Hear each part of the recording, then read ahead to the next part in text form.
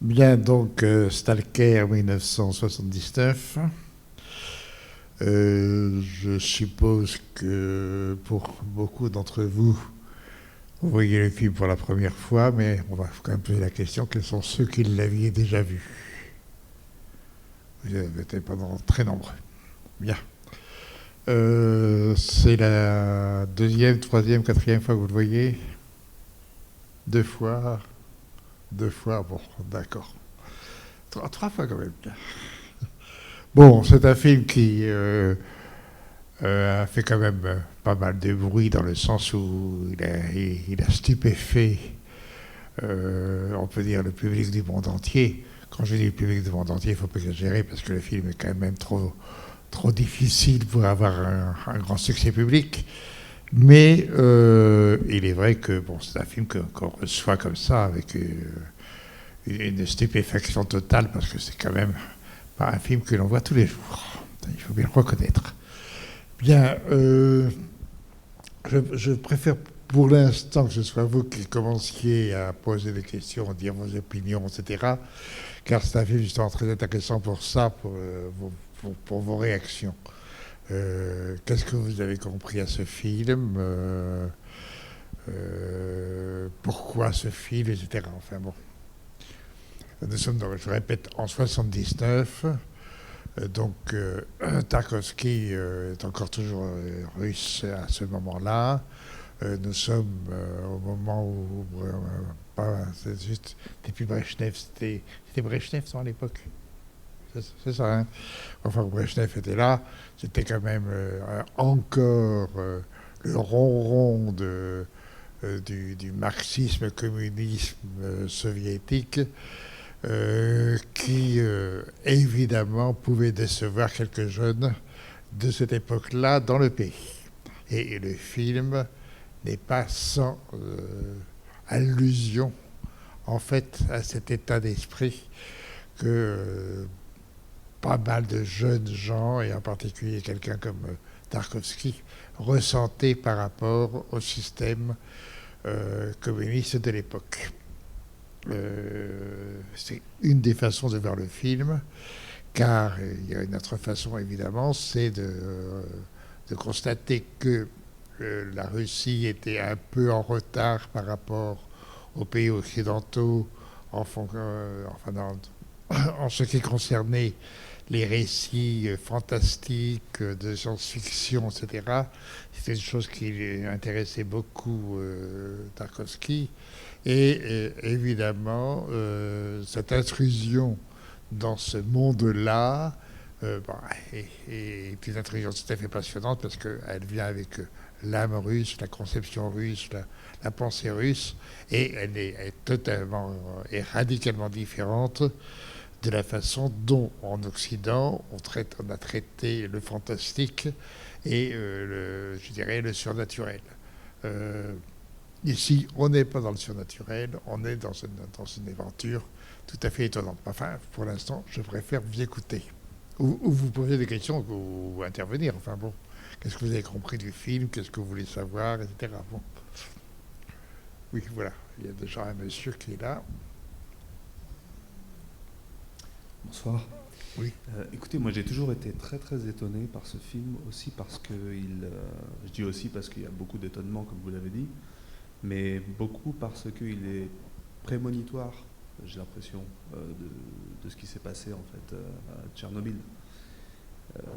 Comme il est 79 et que Tchernobyl c'est quand même quelques années après, j'ai toujours eu l'impression en fait, avant de connaître la date du film, qu'il était postérieur. Ah non, non, laissez quand même exploser les atomes à leur temps, au moment béni. Il vaut mieux que le film soit avant. Non, mais de toute façon, c'est pas tellement sur ça que ça se joue. Ça se joue sur enfin, déjà, un culot monstre. Faire un film avec uniquement que. Enfin, je ne parle pas de la femme au début et à la fin, donc la famille au début et à la fin, mais le film, ça fait quand même 2 heures. Pendant 2 heures, il n'y a que 3 hommes, 3 personnages, en tout et pour tout, toujours ensemble. Quasiment jamais jamais indépendants l'un de l'autre. Et donc le film va se dérouler là-dessus, sur une histoire qui n'est pas une histoire, mais qui est quelque chose, c'est-à-dire, en d'autres termes, vous n'êtes pas devant un film qui vous raconte une histoire, vous êtes devant un film qui dit au cinéma, c'est-à-dire à l'art du cinéma, de faire et de dire et de construire l'histoire, ce qui est tout à fait différent. Donc vous n'avez pas, rappelez-vous le film, vous n'avez pas à suivre qu'est-ce qui va se passer. Vous êtes obligé de rester constamment dans qu'est-ce qui se passe. Et qu'est-ce qui se passe? C'est dans l'invention permanente de l'art même du cinéma qu'exploite Tarkovsky, à tout niveau. Par exemple, vous avez pu remarquer, ou vous n'avez pas remarqué, que la caméra constamment bouge. C'est-à-dire que vous êtes tout le temps en travelling léger, très lent, ou panoramique léger, très lent. Vous n'êtes jamais, quasiment, l'image reste fixe. En même temps, à l'intérieur de l'image, la façon de faire entrer et sortir les personnages, la nature, etc., qui est absolument tout le temps fabuleux. Et toujours évidemment dans l'image, la façon de travailler la lumière, qui est en permanente, elle aussi en mouvement. Et en même temps, toujours dans l'image, savoir que vous avez comment ça s'appelle, enfin, vous avez constamment du mouvement. Mouvement d'appareil, oui, mais mouvement aussi, donc des lumières constamment qui varient à l'intérieur même d'un même plan, constamment. Constamment aussi la façon dont, à l'intérieur de l'image, d'un seul coup les personnages disparaissent, puis d'un seul coup surgissent comme ça, avec des gros plans, et le travail des plans généraux et des gros plans en permanence qui se jouent constamment. Bref, vous avez un récit visuel qui vous est imposé et par l'image, donc par l'œil, ou pour l'œil, et par l'oreille, par le son. Car le son est tout aussi important dans le film et joue un rôle capital. C'est-à-dire, par moment même, joue, et c'est lui qui est l'élément premier. Bref, il y a là tout ce qui est l'art même du cinéma qui sert à faire un film, et c'est cette façon de traiter ce récit, oui, par l'image et par le cinéma, qui finalement permet de comprendre. Permet de comprendre quoi? Tout simplement quelque chose, évidemment là, qui a des résonances par rapport à la Russie, c'est-à-dire sur les trois temps de la vie. Passé, présent, futur. Les trois personnages masculins vont être chacun le représentant de cette donnée. Il y aura le futur, ce sera notre personnage principal du début, c'est-à-dire celui qui quitte la famille et qui revient à la fin, qui lui veut rentrer dans le futur et aller dans le futur. Et bon, le présent, ce sera le professeur, et le passé, ce sera l'écrivain. Et donc, tout le film se joue sur la triple temporalité. Oui, pardon, vous voulez parler? Oui, juste comme je disais avec mon ami, on n'a pas vu ça. En fait, bien sûr que vous ne l'avez pas vu, parce que c'est pas facile à voir. Voilà. Mais moi, ce que j'ai vu, c'est plutôt un personnage religieux. Ça, bien sûr, mais vous avez toutes les données. Dans le personnage religieux, c'est en particulier celui du passé. Mais qui finalement perdure aussi dans le futur, vu qu'il se rend compte que les autres ne croient pas. Et finalement, j'ai l'impression que c'est presque une critique. Alors que le personnage principal, enfin, disons le personnage principal, notre premier, celui qui va vers le futur, c'est forcément le communiste. C'est voilà. Et il veut croire au futur. Et quand on regarde bien le film, quand même en 79, là, sans avoir l'air de toucher, Tarkovsky vous attaque totalement, justement, tout le système communiste qui faisait du futur l'élément premier de sa puissance et de son existence.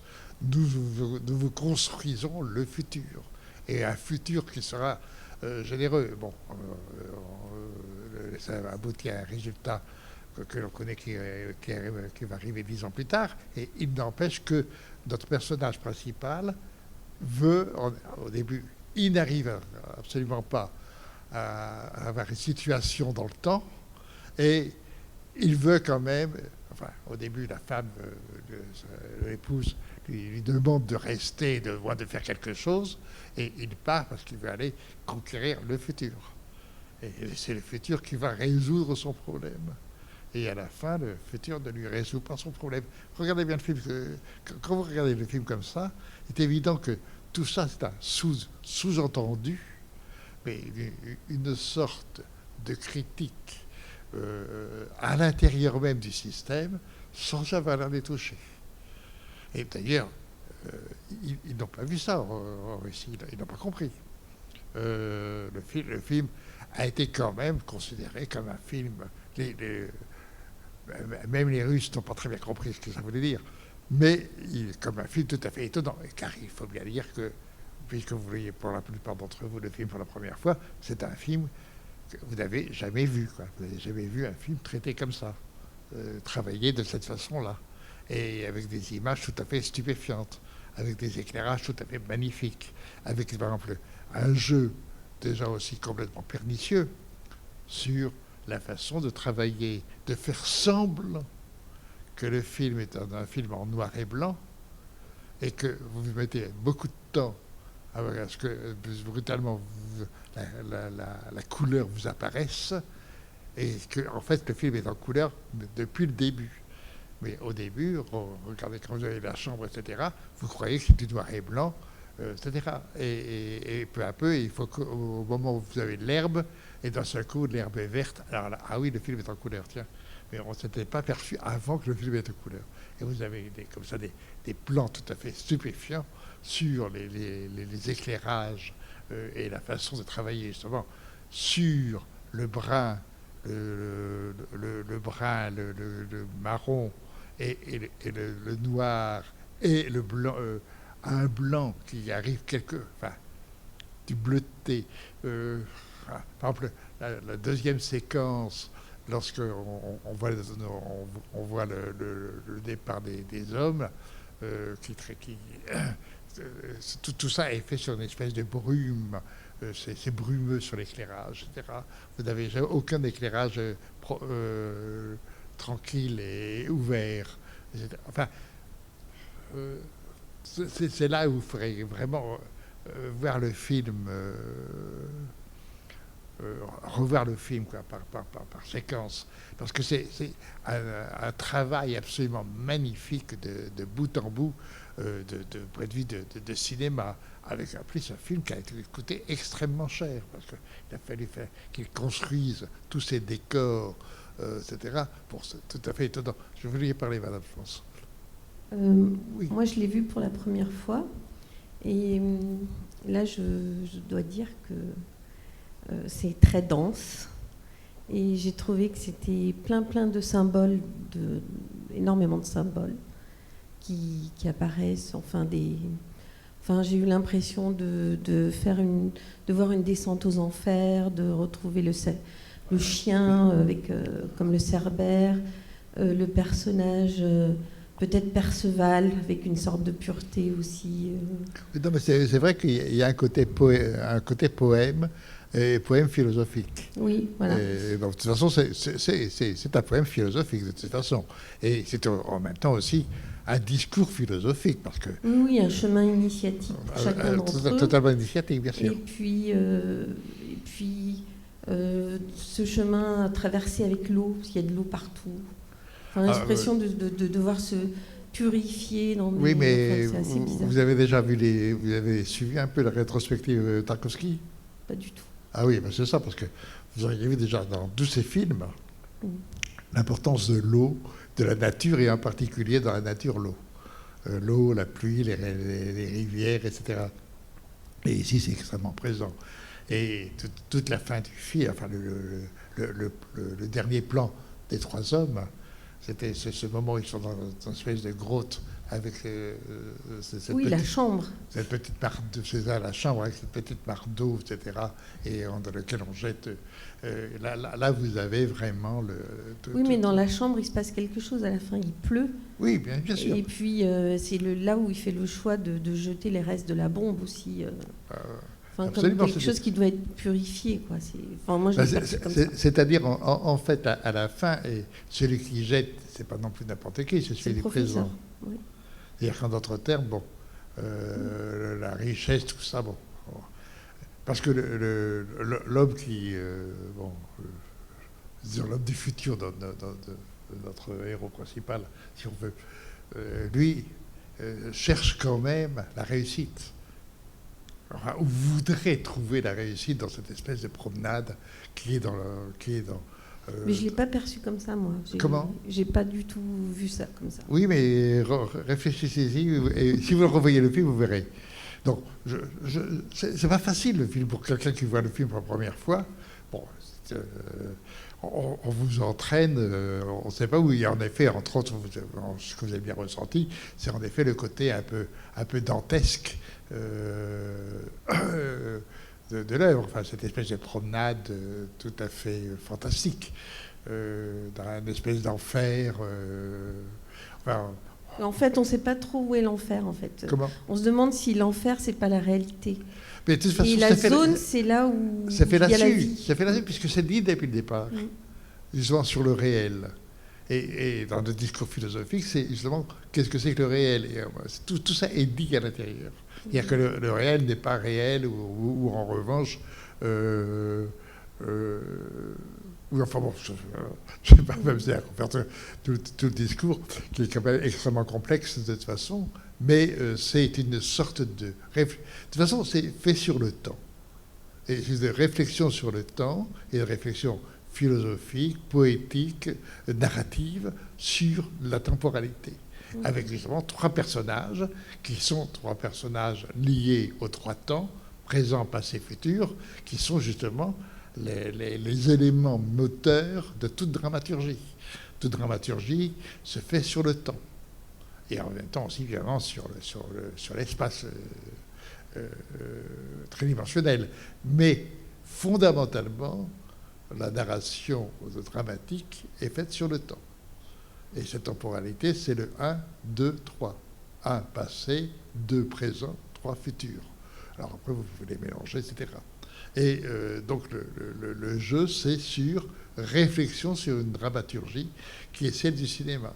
Et en même temps, celle du cinéma qui, en même temps, prouve qu'elle est capable, par l'expression même de l'art cinématographique, et uniquement que par l'écriture de l'art cinématographique, de concurrencer, si on veut, la littérature, la philosophie. Je pourrais même dire d'une certaine façon aussi la musique, puisqu'il y a ce jeu-là aussi à l'intérieur du rythme des plans qui ont leur musique. Je ne dis pas celle de l'oreille, celle de l'œil. Le nombre de fois où les plans ont une durée qui ne mérite pas l'intrigue. C'est une durée simplement spatiale qui est liée. Et le nombre de plans comme ça, ne serait-ce que la fin, la fin dans la grotte, c'est entièrement fait là-dessus. C'est fait sur... il ne se passe rien, personne ne bouge, mais en même temps, en effet, s'il y a des choses bougent. Et dans le temps, la pluie, enfin, etc., ce qu'on a vu. Et ça... Tarkovsky, s'il a eu une influence, c'est là-dessus. C'est-à-dire qu'aujourd'hui, on peut dire qu'on ne peut plus faire de cinéma comme avant. C'est-à-dire qu'on ne peut plus rester, j'entends pour les vrais grands cinéastes, on ne peut plus rester sur la simple narration d'une histoire. Aujourd'hui, par exemple, l'histoire, c'est le film lui-même qui l'a construit. C'est l'écriture elle-même ou c'est l'art lui-même qui fait l'histoire. C'est ce film. Et à ce moment-là, évidemment, ça devient tout à fait passionnant. Par exemple, si vous avez vu le dernier film, puisqu'il vient de sortir, le film de Lars von Trier, le tout dernier, il est archi passionnant et on se rend compte à quel point Lars von Trier a été influencé par Tarkovsky. Ce qui est bon, on dirait des Nordiques ont le droit de s'inspirer les uns les autres. Le Danois von Trier a subi l'influence de Tarkovsky, d'accord, mais en même temps, c'est aussi passionnant. Je crois que monsieur, vous vouliez parler. Non? Ah bon? Non? Vous vouliez pas parler? Non? Je m'excuse, j'avais cru comprendre.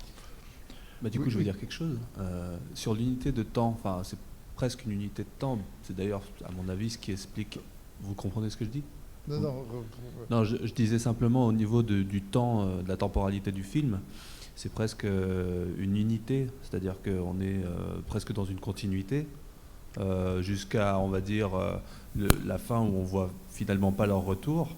On a l'impression que finalement on les suit sur un parcours sans s'arrêter. Oui, et puis en plus, vous n'avez aucun signe de temporalité. C'est-à-dire on ne sait jamais si on est enfin, a priori, on est toujours dans la journée, mais on n'est pas dans une journée avec un début, avec l'aube, le midi et le soir. On ne sait absolument pas quelle heure on est. Il n'y a pas d'heure, en fait. Cette espèce de promenade, oui. La nuit va tomber. Il dit que la nuit va tomber. Je n'ai pas compris quoi. Dans la temporalité, il dit que la nuit va tomber, donc on sait qu'on est en fin de... c'est ça, la nuit va tomber. On sait qu'on est en fin de soirée. Mais en même temps, ce n'est pas... C'est dit, mais ce n'est pas véritablement filmé. De toute façon, il y a un moment, on est dans le tunnel, etc. C'est complètement dans des espaces qui sont mentaux, en fait. Et on est dans de l'imaginaire, sur, évidemment, des bases de réalité. Ce qui est très étonnant, par exemple, sur le côté réel, par exemple, il y a quand même une méchanceté, quand même. Je trouve l'ouverture dans la chambre où d'un seul coup, quand même, on est je répète, en 79, et on voit une chambre d'une misère totale. Comment? Partout, tout le temps. Mais depuis le début. C'est-à-dire que voilà notre belle Russie. Voilà notre belle Russie et notre réussite. Bon, c'est une gentillesse totale sur le régime. Et pendant tout le film, c'est un monde où justement on veut, enfin, c'est le personnage du premier qui veut un futur. Qu'est-ce que vendait le marxisme, enfin, le communisme? Il vendait un futur présent. Nous construisons un futur magnifique.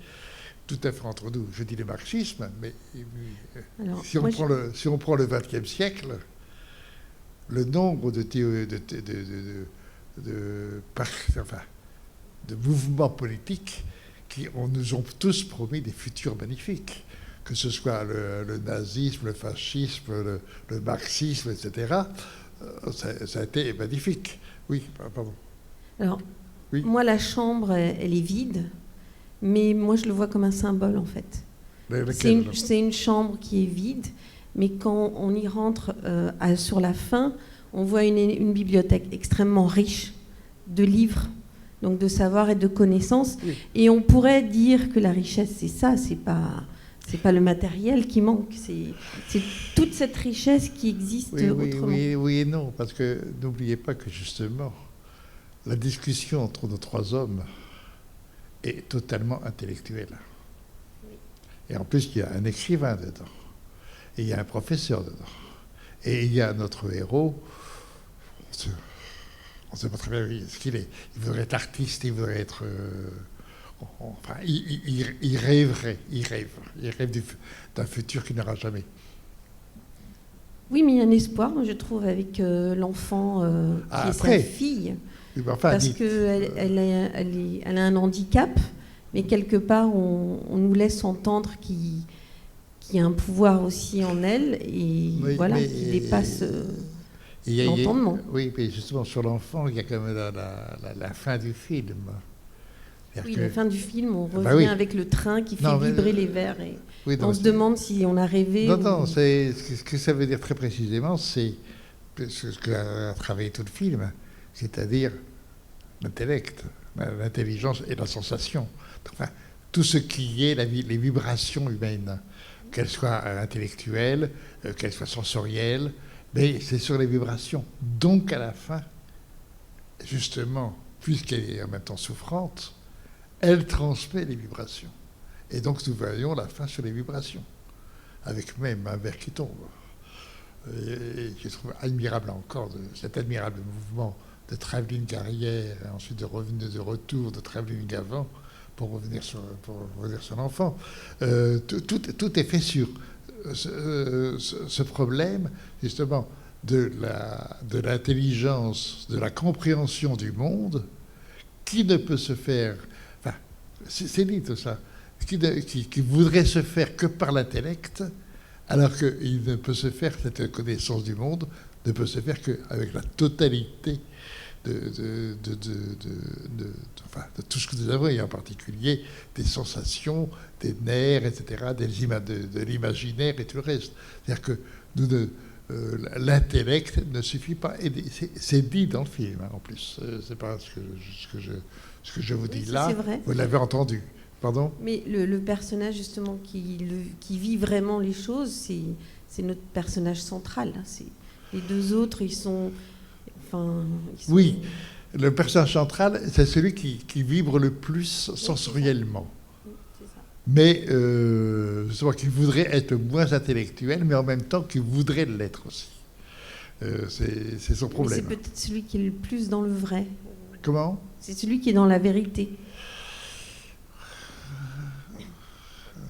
Je suis moins certain que vous. Enfin, je suis moins certain que vous que Tarkovsky le pense. Je pense que pour Tarkovsky, justement, ce qu'il essaye aussi de peindre, c'est en même temps, ce qui est évidemment nécessaire dans ce type de discours, c'est qu'est-ce que c'est que l'art, et qu'est-ce que c'est qu'est-ce que transmet l'art, que réfléchit l'art, que distribue l'art, à quoi sert l'art. C'est aussi un peu le sens du film. Mais du coup, Tarkovsky est un croyant. Excusez-moi, je vous passe le micro. Mais bien sûr. Mais C'est parce dit que, la fin. en fait, je crois que le tournage a été hyper chaotique et il a dû retourner pas Comment mal de... Le tournage a été très chaotique, très problématique. Bah, dites. Et il a dû retourner pas mal de scènes et je crois qu'il y a même eu des morts. Hein, Oui, suite non, au tournage. et en plus, il y a eu des scènes qui ont été supprimées, qui ont été interdites. Ah non, mais le film était tellement stupéfiant.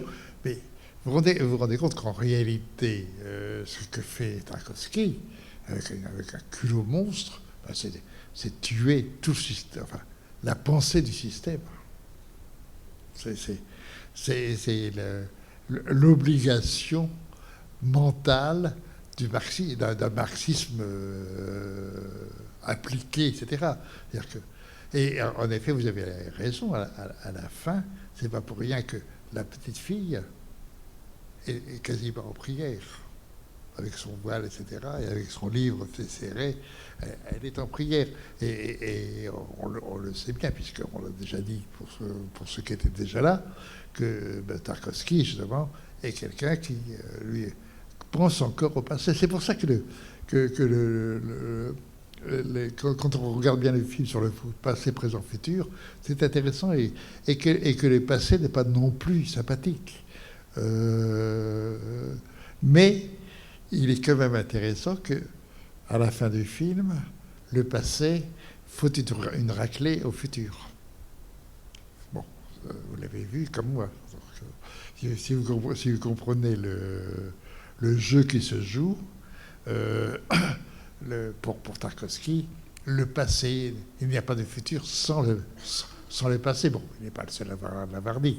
Mais en tout cas, par rapport à un système politique qui impose le futur comme seule vision possible que tout citoyen doit avoir, est évident que son film est une critique violente de cette volonté de domination par vous serez demain, grâce au marxisme, grâce à nous, communistes, vous serez heureux. Voilà. Ben, bon. Et le film dans le genre heureux, c'est pas tout à fait la donnée principale. Il n'y a pas de moment de notion de bonheur, si ce n'est que le bonheur, en revanche, du spectateur de voir un film de cette qualité-là. Oui. Attendez, prenez, vous n'avez pas le micro là? Pardon. Oui, mais le monsieur... Ah, vous vouliez parler. Excuse-moi. Oui. Non. Il y a bonheur, c'est Dieu non, mais le monsieur, vous l'avez fait depuis longtemps. On va lire, ne vous inquiétez pas. Merci, madame. Oui. La femme du personnage principal parle à la fin et elle dit bien « je ne regrette pas » et il y a eu du bonheur parce qu'il y a eu du malheur. Oui, mais ça justement, c'est elle qui donne un peu le côté raisonnable d'une vie de famille. Au début, quand on la voit, elle le met à la porte, jamais pu se revoir, et en même temps, bon, le mouvement affectif l'emporte, et la conception même de ce mouvement affectif, l'idée de famille finalement, l'emporte sur le reste. C'est vrai que c'est un personnage qui a l'air de rien, mais qui est capital pour comprendre le film, et en plus aussi pour le spectateur. Elle explicite le film pour un spectateur qui n'aurait pas compris ou qui aurait eu du mal à comprendre ce que peut... Enfin, toutes les résonances que le film a dans sa réflexion. On va passer à monsieur, parce que oui, voilà. Excusez-nous, ouais. On vous a arraché le micro. J'ai un peu de mal à voir l'homme du futur, je dirais, comme quelqu'un qui serait, qui croirait encore au communisme. Encore L'homme du futur qui serait en gros le seul à croire encore à quelque chose qui serait le communisme, alors que moi je le vois beaucoup plus comme un homme de foi. Enfin, je vois beaucoup plus une religiosité russe qui était cachée pendant très longtemps. C'est possible, oui, mais pourquoi pas Je pense en plus qu'en 79, plus personne, en 65 peut-être encore, au début il pouvait encore y avoir un marxiste qui croyait, enfin en Union soviétique, qui croyait à un futur meilleur. Je pense qu'en 79, le futur meilleur, c'était d'avoir une Lada, c'était rien de plus. Mais sur la religiosité, d'une part, tout à la fin, j'ai pas pu voir le André Roubieff cette fois-ci, mais c'est un vieux flash d'il y a 30 ans où j'ai eu l'impression que c'était aussi mystérieux les propos de l'homme du futur tout à la fin. Et il y a quand même sur le plan religieux, je veux dire, à la fois cette malédiction qui est Ouistiti, qui est une chose très bizarre, et effectivement sur la femme qui dit ma mère m'avait prévenu, c'est déjà le stalker, c'est déjà une espèce de malédiction. Et quelque part, quand les deux autres lui disent finalement t'as la gloire, tu nous emmènes, là je l'ai vu comme un prêtre en fait, l'homme du futur.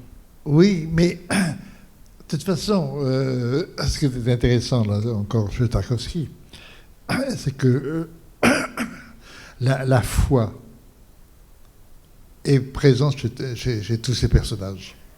Tous ces personnages ont une foi. Mais et notre personnage, disons principal si on veut, a la foi du futur. Mais il le voit, et en effet vous avez raison, il le voit en foi. Il a une croyance. Et il croit en futur. Mais, je m'excuse, le marxisme, comme si on prend ces grandes théories du XXe siècle, comme le fascisme, le nazisme, etc., se sont fondés sur la volonté de faire croire. Il fallait croire Hitler, il fallait croire Staline, il fallait croire Marx, il fallait croire, etc. La croyance était nécessaire.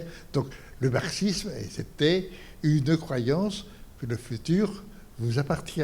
Et donc il faut y croire. De même que la religion précédente, il fallait y croire. Et donc la croyance est à l'intérieur même du système de la connaissance. Et le film, je répète, est un film sur la notion même de la connaissance. C'est fait là-dessus. C'est le discours général sur qu'est-ce que c'est en effet que le futur, la connaissance. Est-ce que vous voulez, c'est dit à un moment, vous voulez croire que vous allez dans le futur pour croire, pour savoir et croire. Et en fait, ce n'est pas vrai. Il faut aussi passer par le passé, etc. Il n'y a pas de futur sans passé. Et bon, tout cela étant quand même proposé dans le discours philosophique auquel on assiste pendant tout le film. Donc cette réflexion sur la connaissance est en effet, au fond, le sujet du film, mais ce sujet étant à quoi sert cette connaissance, pourquoi, qu'est-ce qu'on veut en faire, comment la ressent-on, etc. Et fait-elle du bien ou du mal? Là encore, c'est la question d'ailleurs que à la fin, la femme pose elle-même. Est-ce que ça fait du bien ou du mal? On ne sait pas. Et la petite fille, qu'elle soit infirme comme ça, oui, pardon. Allez-y, madame. La dernière scène, Attendez, c'est comment le père, ce stalker quoi, le père qui a la petite fille sur ses épaules, c'est-à-dire que la petite fille peut marcher grâce à son père, voilà son utilité au père. Elle est infirme, mais elle domine, et elle peut très bien, elle est l'avenir, c'est une enfant. oui. Donc, bon, je ne vais pas plus loin, mais je pense que cette dernière scène parle pour Tarkovsky. Je pense que c'est la dernière pensée de Tarkovsky. De Tarkovsky. Oui, non, mais non, la pensée de Tarkovsky, c'est sur quand même toutes les possibilités de la connaissance de l'être humain. Parce que là, on est quand même à une connaissance qui est quand même un peu, je dirais pas mystique, mais cette espèce de connaissance qui fait que vous avez une action directe sur le monde, c'est-à-dire que les objets vous obéissent par la pensée. C'est quand même quelque chose qui est en effet l'espoir même de la pensée, une pensée qui est capable d'agir sur le monde. C'est quand même le propre de l'humanité que d'avoir eu cette pensée-là pendant tout le temps. Je crois que madame ne veut pas... voilà, madame, attendez. On vous apporte le micro. Oui, donc moi c'est la première fois que je vois ce film et je voudrais savoir ce que vous en pensez parce que j'étais très très étonnée au départ sur cette espèce de chevauchée quand ils partent. Je me dis mais qu'est-ce qui va se passer? C'est compliqué, on leur tire dessus. Et puis dans cette deuxième partie en fait, on va discuter, on va échanger justement l'écrivain. Donc j'ai été très très déstabilisée parce que quand je les ai vus partir, je me suis dit mais où est-ce qu'ils vont? Qu'est-ce qu'ils vont faire? Parce que tout était, ils étaient poursuivis, etc. Et finalement, on arrive dans un endroit, cette zone. Bon, il va encore y avoir quelques obstacles, mais c'est surtout dans cette zone qu'on va pouvoir parler. Et visiblement, c'est le seul endroit où l'on puisse parler, puisqu'on leur a même tiré dessus à un moment. Parce que visiblement, on n'avait pas le droit d'échanger ni de discuter dans ce régime. Et voilà, c'est un peu ce que j'ai ressenti, je voulais savoir. Oui, mais c'est vrai. Mais en même temps, si vous voulez, là encore, se servir du cinéma. il faut lancer l'action. Une action quand même qui est étrange. Ah oui, oui. Bon, donc il faut la lancer. Et pour la lancer, il va se servir de choses qu'on connaît. Bon, une frontière interdite, donc une zone, puisqu'on parle de zone, qui est interdite, et en effet protégée par des policiers qui tirent sur les gens qui rentrent dans cette zone. Bon, toute cette espèce de course au début, qui est une course en effet de cinéma qui pourrait être traitée à la Hollywood, il y a la poursuite de voitures, etc. Enfin, le truc bien connu. Donc ça commence par un petit côté comme ça policier pour nous permettre de rentrer et de nous faire accepter l'idée de la zone. On est rentré dans une zone totalement interdite et dans laquelle ils ne sont que tous les trois. Et dans des zones qui, en principe, on ne doit pas quitter et qui est plus ou moins mortelle, quoi. Et constamment, la mort est présente dans cette zone. Mais la zone qu'en réalité dont il est question, c'est tout simplement la zone de l'imaginaire déjà pensé, quoi. Et donc, cette zone-là, en effet, a une frontière et en même temps n'a pas de frontière. Et en même temps, c'est une zone très bizarre, avec évidemment des tunnels qui sont ceux de l'ignorance, de la pénétration à l'intérieur de tunnels pour essayer d'arriver à l'accès, à la clarté du monde, de la connaissance. Bref, c'est vraiment l'idée d'une zone et on entre dans l'univers de l'imaginaire, dans l'univers de la connaissance. En fait, on promenade dans le monde de la connaissance. Et dans le monde de la connaissance, on ne connaît rien. Voilà. Donc tout est parfait. Il y a aussi un peu d'humour, hein, quand même. Enfin, est-ce que le film vous a plu? Votre réaction en tant que... Je l'ai trouvé très éprouvant. Très éprouvant. Éprouvant. Ouais. Ah ben c'est bien, moi je suis content. Oui, j'ai été ébranlée, éprouvée. Non, c'est pas une promenade, c'était une pénétration. Oui, oui, puis les dialogues sont quand même... c'est savant. Il y a une telle réflexion sur tant de choses, justement, Mais aussi par rapport à l'URSS. Tout à fait, entre nous, ça fait quand même plaisir, malgré tout, de voir un film comme ça. C'est-à-dire qu'au moins, on ne nous a pas amusés. C'est pas une amusette. Voilà, absolument. C'est quand même là... j'ai trouvé éprouvant. Vous voulez... Non, allez-y, monsieur, je vous en prie. C'est la première fois que je vois le film. C'est la première fois? Oui, c'est la première fois que je vois le film. Et tout ce que j'en retiendrai... on a beau être un intellectuel, on a beau être un professeur, on a beau être un historien, un militant, on est dominé par le sort. C'est la scène du tirage au sort avec des allumettes. Les allumettes, c'est pour enflammer. Oui. Et alors l'autre sort, c'est le sort de Wistiti. C'est la naissance qu'il a faite, le hasard de la naissance qu'il a fait handicapé. C'est le sort qui domine tout. Hein. C'est vrai. Bon. Non, enfin, de toute façon... C'est un film qui, pour ceux qui le voient déjà pour la deuxième ou troisième fois, c'est un film vraiment étonnant, quoi. Fait partie.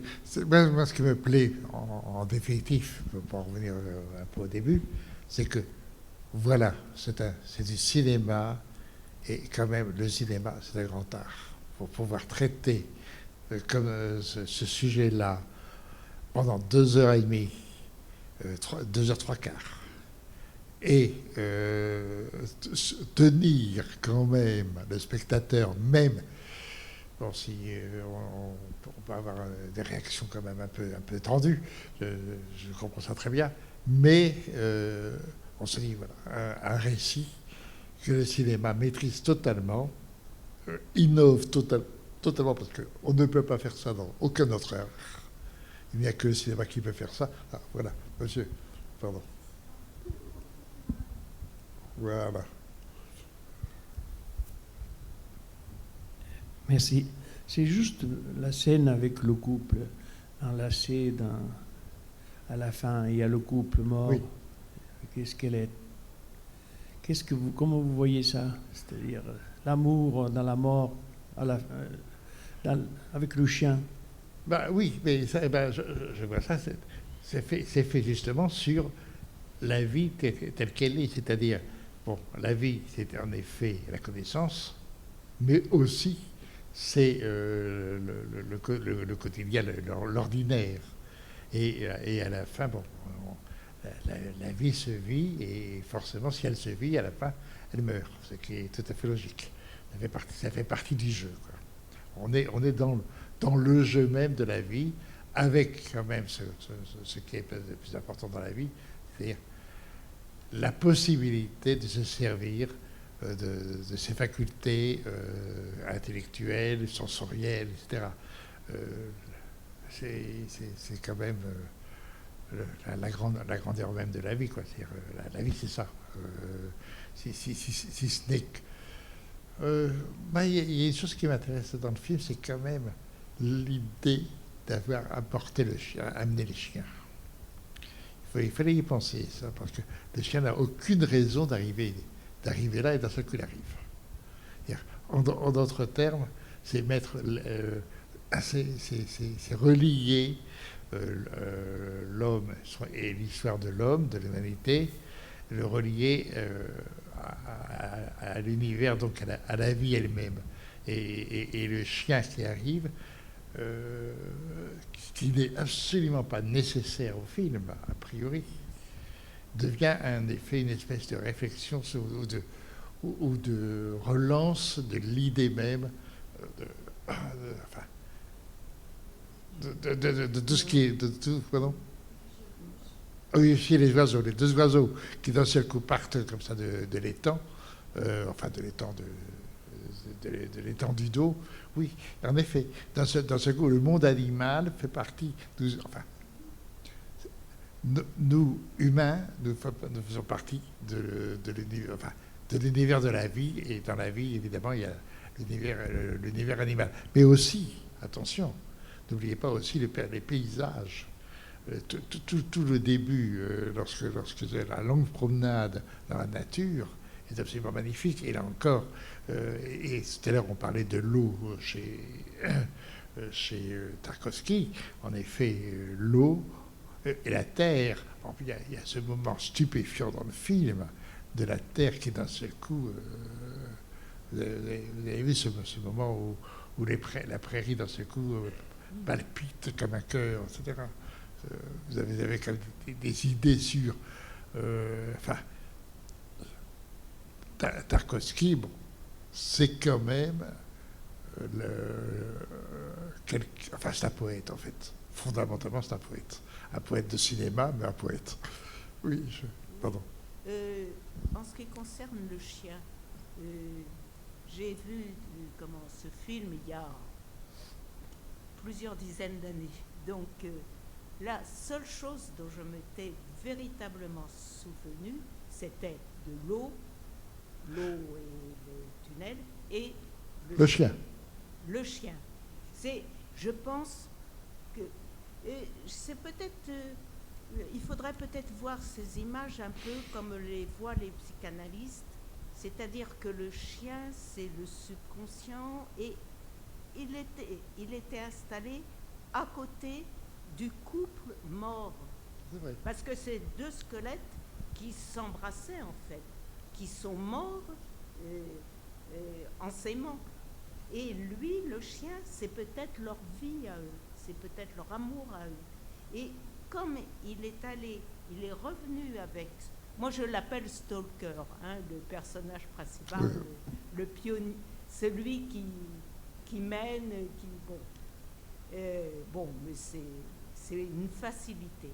Eh bien, ce personnage principal, il va revenir dans sa famille, et le chien suit, c'est-à-dire cette famille est à nouveau réunie par l'amour que représente le chien. C'était ça, c'est-à-dire ce qu'il y a au fond, qui n'est plus du tout la raison, qui n'est pas le raisonnement, c'est pas la connaissance. Là, c'est le sens, les sensations. C'est ou l'affect, plutôt que la sensation. L'affect. C'est l'affect. Oui, c'est exactement ça. Vous avez raison. Le subconscient et tout ce que vous voulez. Vous l'avez vu il y a combien de temps le film alors? Il y a 10-15 ans? Au moment de sa sortie, non? Comment? Vous l'avez vu il y a combien de temps le film? Je ne sais pas. Au moment de sa sortie, à peu près. J'étais très jeune. Vous étiez très jeune, oui, forcément. Ça fait quand même 40 ans le film. Hein. Et ça sera ma dernière fois. Hein. Tarkovsky visionnaire, son amour de la nature, la dernière image, cette zone industrielle, là, c'est le saccage complet. Quoi. Ah, écoutez, et ça, vous avez entièrement raison, c'est-à-dire qu'en fait, comment ça s'appelle? Le premier décor, c'est-à-dire celui de la chambre, où c'était absolument un décor de misère totale. Et à la fin, pour terminer sur le monde enfin, le monde des machins, en effet, ce monde industriel, et ça répond, bien sûr. Le Tarkovsky, c'était quand même pas, c'était loin d'être un imbécile. Bon, moi, j'ai eu la chance de le rencontrer, mais c'est vraiment un type magnifique. Comment? Ah ben les paysages. Oui. Non, mais c'était vraiment un très grand cinéaste, quoi. C'est bon. Ok, sur le chien, juste pour revenir sur ce que disait la dame, le chien garde une espèce de chambre, hein, quand il y a justement les deux squelettes enlacés, il garde cette chambre en fait à laquelle les personnages principaux tournent le dos quelque part. Et le chien après suit le stalker dans sa chambre, enfin chez lui quoi. Et finalement c'est les deux seules chambres qu'on voit. Donc moi j'ai l'impression que finalement le stalker a une espèce il a la clé finalement du film, c'est lui qui possède la chambre. Et c'est son mysticisme qui finalement fait face à cet amas de béton au loin dans la dernière scène. Et bon voilà, c'était juste pour donner mon point de vue. Bon ben je crois que enfin je suis très très content qu'on ait pu voir ce film pour vous. Et je vous préviens que les prochains Tarkovsky sont tout aussi magnifiques. Voilà. Donc on termine pour aujourd'hui. Et la fois prochaine, c'est quoi déjà? Nostalgia. Ah bah oui, c'est magnifique aussi. Bon, c'est quand ça? C'est en avril alors? 9 avril. 9 avril. Et après, on a quoi? Et on terminera donc en mai avec Le Sacrifice. Avec Sacrifice? Ouais. Oh, que magnifique. Oui. Bon. Que des beaux films. En tout cas, je suis très content qu'on ait fait cette rétrospective de Tarkovsky parce que, bon, il faut quand même, si on aime le cinéma, il faut connaître des gens comme Tarkovsky. Ils sont fondamentaux pour le cinéma. Voilà. Merci beaucoup, en tout cas.